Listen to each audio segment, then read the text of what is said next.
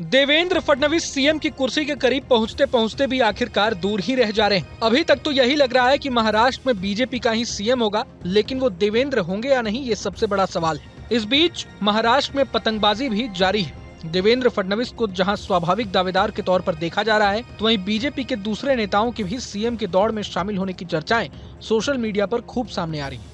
पुणे से सांसद मुरलीधर मोहोल, जो केंद्र में नगर विमानन और सहकारिता मंत्रालय में राज्य मंत्री हैं, उनके बाद अब डोंबिवली से जीते रविंद्र चौहान ने मुख्यमंत्री की दौड़ में होने को लेकर सफाई दी है। सोशल मीडिया पर खुद का नाम फ्लैश होने पर रविंद्र चौहान ने फेसबुक पर लिखा है कि मैं पिछले 2-3 दिनों से अपनी डोंबिवली निर्वाचन क्षेत्र में हूँ।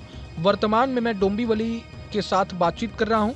उन्होंने बताया है कि इन 2 दिन या कल आधी रात में किसी वरिष्ठ नेता से मिलने मैं दिल्ली या कहीं और नहीं गया। बता दें कि इस बार चौहान चौथी बार विधायक बने हैं। वो पिछली सरकार में लोक निर्माण मंत्री रह चुके हैं। इससे पहले मुरलीधर मोहोल ने भी खंडन जारी किया था और कहा था कि बीजेपी में फैसले संसदीय बोर्ड लेता है, सोशल मीडिया से सीएम तय नहीं होते। गौरतलब है कि बीजेपी में देवेंद्र फडणवीस जहां स्वाभाविक दावेदार हैं, तो वहीं अभी सीएम के लिए मुरलीधर मोहोल, रविंद्र चौहान, चंद्रशेखर बावनकुले, चंद्रकांत पाटिल, यहाँ तक कि विनोद तावड़े तक के नाम सामने आ चुके हैं। असल में सीएम के चेहरे को तय करने में देरी होने से नए नए नाम उछल रहे हैं। इधर महायुति में सीएम पद को लेकर खींचतान के बीच अब अजित पवार ने एक नया गेम खेल दिया है। अजित पवार ने कोई छोटा मोटा नहीं बल्कि लंबा हाथ मारने का प्लान बनाया है। असल में अजित पवार गुट के नेता वसीम बुरहान ने कहा है कि महाराष्ट्र में मुख्यमंत्री लाडकी बहन योजना लाने में अजित पवार की भूमिका अहम है।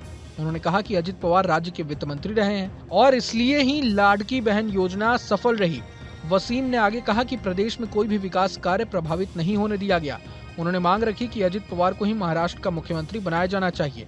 एनसीपी के अल्पसंख्यक पदाधिकारी वसीम बुरहान ने मांग की है कि अजित पवार 2.5 साल के लिए मुख्यमंत्री बने।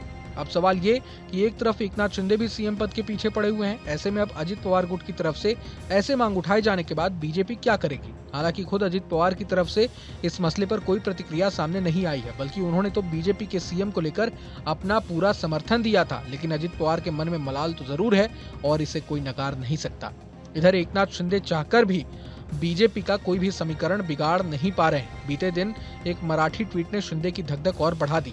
महाराष्ट्र बीजेपी के अध्यक्ष चंद्रशेखर बावनकुले ने साफ साफ कहा कि 5 दिसंबर शाम 5 बजे मुंबई के आजाद मैदान में पीएम मोदी की मौजूदगी में महाराष्ट्र के सीएम का शपथ ग्रहण होना तय है।